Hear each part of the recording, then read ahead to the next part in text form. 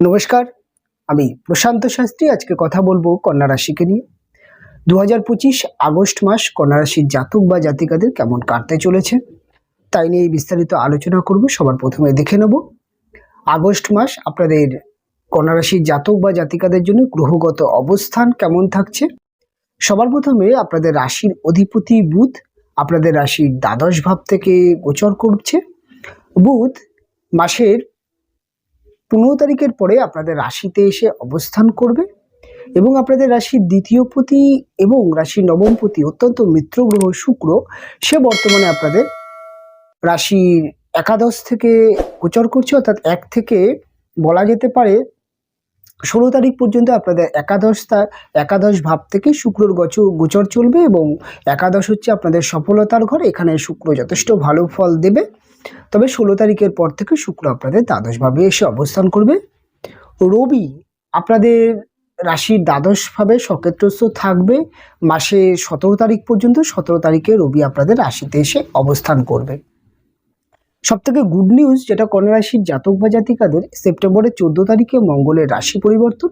মঙ্গল আপনাদের রাশি থেকে বেরিয়ে যাচ্ছে রাশির সেকেন্ড হাউস, অর্থাৎ ধন বা অর্থনৈতিক ভাবে মঙ্গলের অবস্থান। অর্থাৎ আপনাদের এক কথায় বলতে গেলে আপনাদের রাশি থেকে যে মঙ্গলের নেগেটিভ প্রভাব সেখান থেকে আপনারা বেরিয়ে আসছেন। তার সাথে সাথে এই মাসে আপনাদের রাশির সপ্তম ভাবে বর্তমানে শনিদেব গোচর করছে, রাশির ষষ্ঠ ভাব থেকে রাহু এবং আপনাদের রাশির দ্বাদশ ভাবে কেতু এবং আপনাদের রাশির দশম ভাব থেকে বর্তমানে দেবগুরু বৃহস্পতি গোচর করছে। এই হচ্ছে গ্রহগত অবস্থা। সবার প্রথমে দেখে নেব কন্যার জন্য এই মাসে শরীর স্বাস্থ্য এবং মন মানসিকতা দুদিকে কেমন থাকছে। সবার প্রথমে বলতে গেলে শরীর স্বাস্থ্যের জায়গাটা কন্যার খুব একটা ভালো নয়। তবে বড় ধরনের কোনো শারীরিক যে সমস্যা বা শরীর স্বাস্থ্য নিয়ে বড় ধরনের কোনো সমস্যা সেটা কিন্তু দেখা যাচ্ছে না।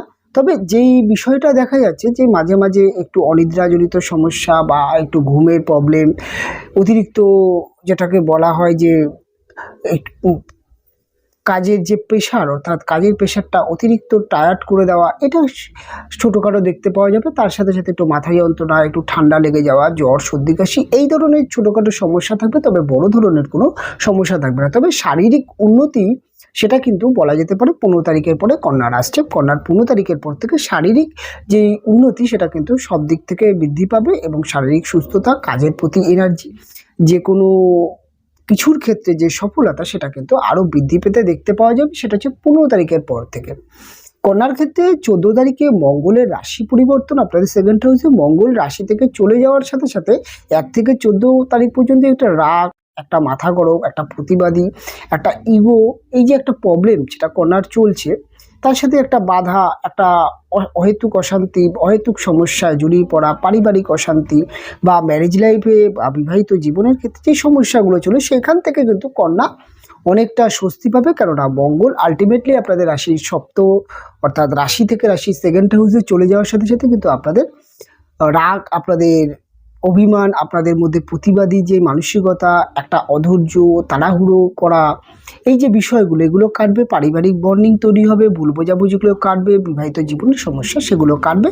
তবে 1 থেকে 14 তারিখ পর্যন্ত কিন্তু সমস্যাটা আছে। 14 তারিখের পরে গিয়ে এই জায়গার থেকে রিলিফ পাবে কন্যা রাশির জাতক বা জাতিকাদের। এটা একটা ভালো দিক যে 14 তারিখের পর থেকে কন্যার অনেক দিক থেকে যে সমস্যা সেগুলো কাটতে চলেছে।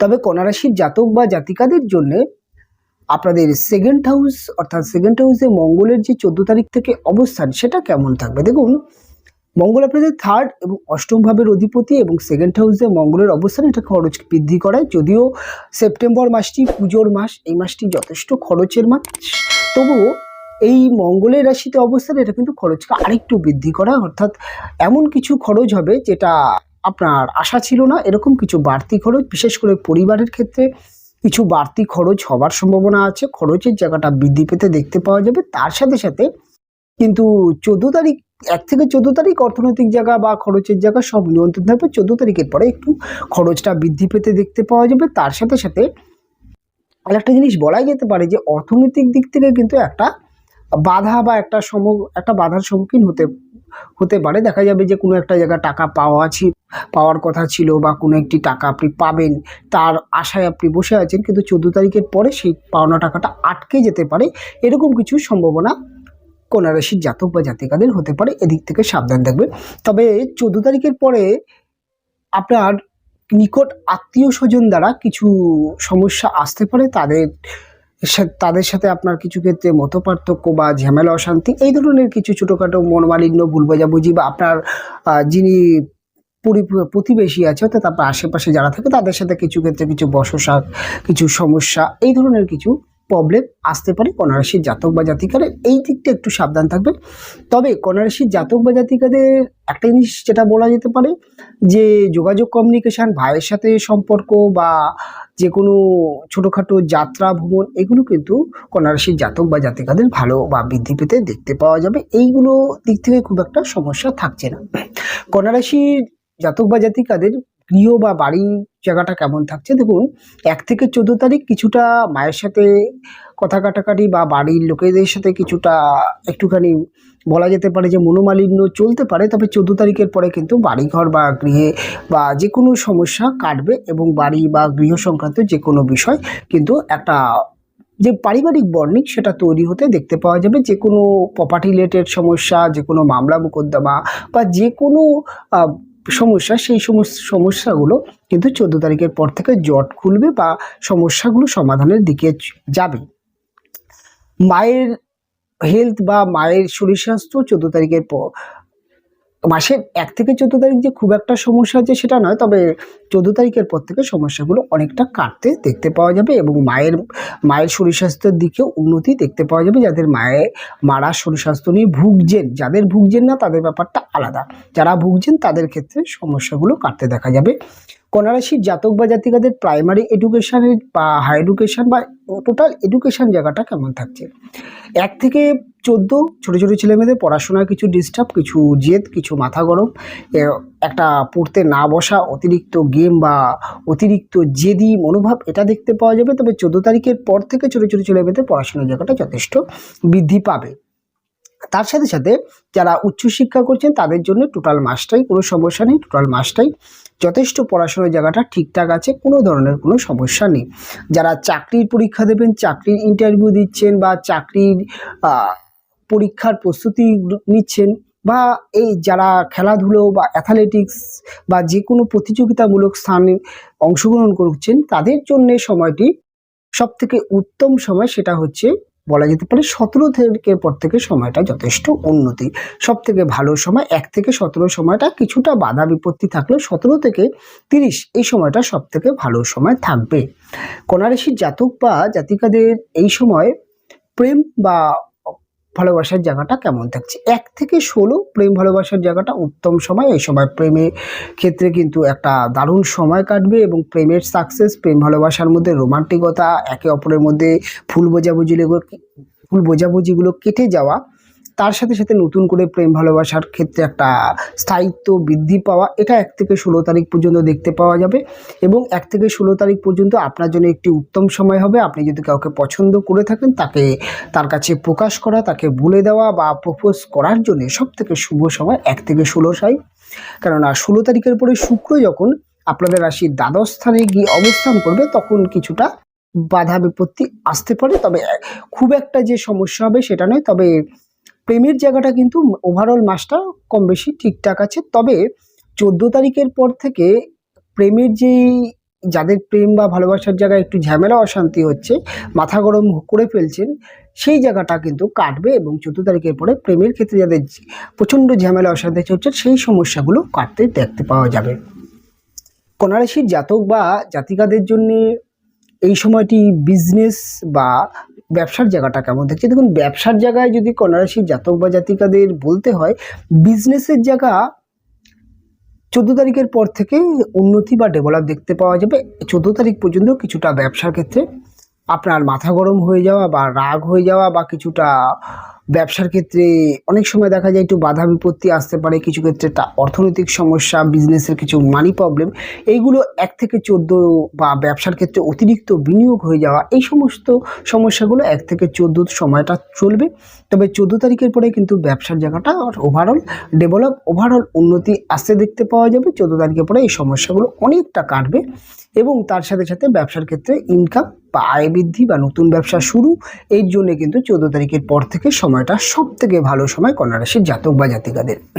কন্যা রাশির জাতক বা জাতিকাদের কর্মজীবনের জায়গাটা এই মাসটা বলা যেতে পারে খুব একটা যে সমস্যা আছে সেটা নয়, তবে দ্বাদশে বুধের অবস্থান সেটা কিছু ক্ষেত্রে 1 থেকে 15 তারিখ পর্যন্ত কর্মের প্রেশার, কর্মে পরিবেশে কিছুটা ভুল বোঝাবুঝি বা কিছু ক্ষেত্রে কর্ম পরিবেশে আপনার অতিরিক্ত চাপ ফিল হতে পারে। তবে 15 তারিখের পরে কর্ম পরিবেশে যাদের সমস্যা চলছে তাদের সমস্যাগুলো কাটবে বা সমস্যাগুলো অনেকটা কেটে বেরিয়ে আসতে পারবেন। 15 তারিখ পর্যন্ত যাদের কর্ম পরিবেশের সমস্যা চলছে তারা একটু সাবধান থাকবেন। 15 তারিখের পরে সমস্যাগুলো কেটে যাবে এবং স্বাভাবিক একটি পরিস্থিতি আসবে। তবে কর্ম পরিবেশে ডেভেলপ, মায়নাপত্র বৃদ্ধি বা প্রমোশন, এই সমস্ত ক্ষেত্রে কিন্তু 15 তারিখের পর থেকেই শুভ সময়, বা জব পরিবর্তন, নতুন চাকরি ইন্টারভিউতে দেওয়া বা নতুন চাকরির জয়েনিংয়ের জন্য এই সমস্ত, বা নতুন চাকরির জন্য কোনো একটি আপনি পরীক্ষা দেবেন, এই সমস্ত কাজের জন্য 15 তারিখের পর থেকে সময়টা ধীরে ধীরে বেটার বা ভালো সময় আসতে চলেছে কন্যা রাশির জাতক বা জাতিকাদের। কন্যা রাশির জাতক বা জাতিকাদের এবার যদি বলি বিবাহিত জীবন বা বিবাহিত জীবনের জায়গাটা কেমন থাকছে। দেখুন, বিবাহিত জীবনের জায়গা 1 থেকে 14 খুব একটা ভালো সময় বলা যাচ্ছে না। তবে 14 তারিখের পর থেকে রবিরও রাশিতে অবস্থান। বিবাহিত জীবনে আমি একটা কথা বলবো, কন্যা রাশির জাতক বা জাতিকাদের এই দীর্ঘ এই মাসটা, কম বেশি টোটাল মাসটাই আপনাদের বিবাহিত জীবনে একটু মাথা ঠান্ডা করে চলতে হবে, একটুখানি ব্যালেন্স রাখতে হবে আপনার এবং আপনার জীবন সঙ্গিনী যিনি আছেন তাদের দুজনের মধ্যে এমন কোনো ঘটনা যেন না তৈরি হয় যেটা নিয়ে অতিরিক্ত ঝামেলা অশান্তি হচ্ছে বা তর্কের মতো জায়গায় চলে যাচ্ছেন, সেরকম কোনো পরিস্থিতি যেন না তৈরি হয়, সেদিকটা মাথা রাখবেন। এমন অনেক বিবাহিত জীবনে এমন অনেক ঘটনা ঘটতে দেখতে পাওয়া যেতে পারে যেটা আপনার ভালো নাও লাগলো, কিন্তু সেই বিষয়টাকে যতটা ঠান্ডা মাথায় অর্থাৎ ম্যানেজ করা যায় সেটার দিকে একটু ফোকাস রাখবেন। কোনো রকম অহেতুক ঝামেলা অশান্তি বা তর্ক বা কোনো রকম আপনার যদি জেদ বা আপনার একটি ইগো তৈরি হয়, সেটা কিন্তু আপনার বিবাহিত জীবনের ক্ষেত্রে খারাপ একটি সম্ভাবনা বা বার্তা বহন করে। তাই কোনো রকম মাথা গরম করে কোনো ডিসিশন এই সময় নেবেন না এবং সবসময় চেষ্টা করবেন ব্যালেন্স রাখার বিবাহিত জীবনে। তবে বিবাহিত জীবনের জায়গায় আপনার যিনি জীবনসঙ্গিনী আছেন, তারপরে হাজব্যান্ড বা ওয়াইফের, তার কিন্তু কর্মজীবন বা তার জীবনে কিছু ডেভেলপ, সেটা কিন্তু 14 তারিখের পর থেকে দেখতে পাওয়া যাবে। তার ব্যবসা, তার কেরিয়ার, সেই সমস্ত জায়গায় সমস্যাগুলো কাটবে, বা আপনার হাজব্যান্ড বা ওয়াইফের কর্মজীবন বা যে কোনো তিনি যাই করুন না কেন সেই সমস্ত সমস্যাগুলো 15 তারিখের পর থেকে কাটতে দেখতে পাওয়া যাবে। তবে বিবাহ যোগ বা বিবাহের জন্য কথাবার্তার জন্য এই মাসটা সম্পূর্ণ আপনি চেষ্টা করতে পারেন। পাত্রপাত্রী দেখা বা বিবাহের জন্য বা সেকেন্ড ম্যারেজের জন্য আপনি চেষ্টা করতে পারেন। তবে কয়েকটা জিনিস যেটা মাথায় রাখতে হবে, সেকেন্ড হাউসে যখন 14 তারিখের পরে মঙ্গল অবস্থান করবে, আপনার কথার মধ্যে নিয়ন্ত্রণ রাখতে হবে। তবে কথাবার্তার জায়গায় কিছুটা সেলেমিস্টিক হতে পারে, বিশেষ করে রেগে গেলে কথাবার্তার জায়গাটা সমস্যা আসতে পারে। কন্যার কিন্তু এই মাসটা টোটাল কিন্তু একটু মাথা গরমের প্রবণতা এটা কিন্তু দেখতে পাওয়া যাবে, কেননা রবি সেও রাশি দিয়ে গোচর করবে 17 তারিখ থেকে এবং 14 তারিখ পর্যন্ত মঙ্গল থাকছে। তাই দুটো গরম গ্রহ পরপর আপনাদের রাশির উপর দিয়ে পাস হবে। তাই এই সময়টা কিন্তু কন্যাকে যে কোনো কাজ, যে কোনো পদক্ষেপে মাথা ঠান্ডা করে ডিসিশান নিতে হবে। রেগে গিয়ে কোনো ডিসিশান নিলে সেটা কিন্তু আপনার জন্য খুব একটা ভালো হতে দেখতে পাওয়া যাবে না। তবে ওভারঅল দিক থেকে কন্যার ক্ষেত্রে বলার চেষ্টা করলাম। তবে কন্যার এবার অন্যান্য কিছু বিষয় নিয়ে আলোচনা করব, যেমন বলা যেতে পারে লটারি ফাটকা শেয়ার মার্কেট। লটারি ফাটকা শেয়ার মার্কেটের জন্য কন্যা রাশির জাতক বা জাতিকাদের বলা যেতে পারে 1 থেকে 16 সময়টা ঠিক মোটামুটি ভালো সময় আছে। একাদশে শুক্র আছে এবং তার সাথে সাথে বলা যেতে পারে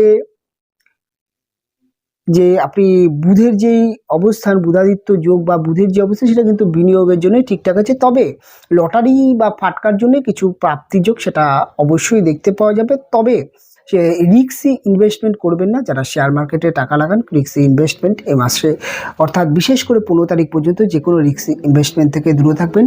এবং তার সাথে সাথে আপনারা যারা বাকিতে বিজনেস করেন, কোনো ধার কাউকে দেওয়ার থেকে বিরত। এটা 16 তারিখ থেকে কিন্তু কাউকে ধার দিলে সেই টাকা রিটার্ন পেতে সমস্যা হবে, বা যারা অতিরিক্ত বাকি বিজনেস করেন তাদের জন্য 16 তারিখের পর সময়টা কিছুটা বাকির জায়গা নিয়ন্ত্রণ রাখতে হবে।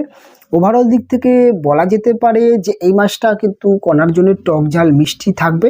তবে কিছু বিশেষ ভালো দিক যেটা কন্যার তো থাকছেই, সেটা হচ্ছে কন্যার কিন্তু পারিবারিক সমস্যা কিছুটা কাটছে, কিছুটা কন্যার কিন্তু আপনার জীবনসঙ্গিনীর কর্মজীবন বা ব্যবসার জায়গা বা তার কেরিয়ারের জায়গায় কিছু উন্নতি আসছে, এবং তার সাথে সাথে আপনার লাভ রিলেশনে কিছু ভালো সময় এই সময়টা কাটবে, এবং আপনার সন্তানের কেরিয়ার বা সন্তানের জীবনেও কিছু ডেভেলপ এই সময়টা আপনি দেখতে পারেন। এবং খারাপ ভালো দুটো মিলিয়েই বললাম। তবে এই সময়টি ছোটোখাটো রেমেডি বা টোটকা আপনারা করতেই পারেন। তার মধ্যে 1 নম্বর হচ্ছে এই সময়টি আপনি অবশ্যই শনিবার দিন নিরামিষ আহার করবেন, শনিবার দিন ও শনিদেবের পূজা অর্চনা করবেন, এবং 1 থেকে 14 এই সময়টি প্রতিদিন সকালে হনুমান চালিসা পাঠ করে কর্মে বেরোনো আপনার জন্য অত্যন্ত ভালো সময়। আর এই সময়টি অত্যন্ত মাথা গরম বা রাগ ক্রোধ করতে পারে, সেক্ষেত্রে সবুজ এবং সাদা সুতো সেটি আপনার হাতে কার্ড হিসাবে আপনি পড়তে পারেন, এবং যে কোনো গুরুত্বপূর্ণ কাজে যাওয়ার সময় অবশ্যই চেষ্টা করবেন সাদা, এবং তার সাথে যদি গ্রিন কিছু টাচ রাখতে পারেন সেক্ষেত্রে সবথেকে ভালো হয়। এবং আপনার ব্যবসার ক্ষেত্রে, আপনার কর্মক্ষেত্রে মাথা গরম বা আপনার মধ্যে একটি অধৈর্য মানসিকতা কাজ করতে পারে, তার জন্যে আপনি আপনার যেই অফিস টেবিল আছে যেখানে বসে আপনি কাজ করেন সেখানে একটি গ্রিন প্ল্যান্ট রাখতে পারেন, অর্থাৎ সবুজ একটি টবে গাছ, অর্থাৎ ছোট গাছ যেটি টবে বসিয়ে, অর্থাৎ জ্যান্ত গাছ, এটি কিন্তু আপনি রাখতে পারেন। সেক্ষেত্রে কিছু আপনার মাথা বা আপনার মনকে নিয়ন্ত্রণ রাখবেন। এবং এই সময়টি কন্যা রাশির জাতক বা জাতিকারা আরেকটু ভালো, আরেকটু মনোসংযোগ কাজের ক্ষেত্রে এবং রাগকে নিয়ন্ত্রণ করতে পারে, এবং ডিসিশন সিলেমিস্টিক প্রবলেমটা কাটাতে পারে। সেটা হচ্ছে প্রতিদিন সকালবেলায় ঘুম থেকে উঠে সবুজ ঘাসের ওপর থেকে একটু হাঁটাচলা করুন, খালি পায়ে হাঁটাচলা করুন, সেটা কিন্তু আপনার জন্য উত্তম ফল দেবে। এবং ওভারঅল দিক থেকে কন্যার ক্ষেত্রে সব রকমভাবেই বলার চেষ্টা করলাম সময়টি কেমন কাটবে। তবে অবশ্যই বলবো আপনাদের প্রত্যেকটা দিন, প্রত্যেকটা মুহূর্ত অনেক অনেক ভালো কাটুক, অনেক অনেক ভালো থাকুন, এটুকু কামনা করে অনুষ্ঠান আজকে এখানেই শেষ করছি। দেখা হবে পরবর্তী অনুষ্ঠানে। আপনারা ভালো থাকবেন, আপনারা সুস্থ থাকবেন।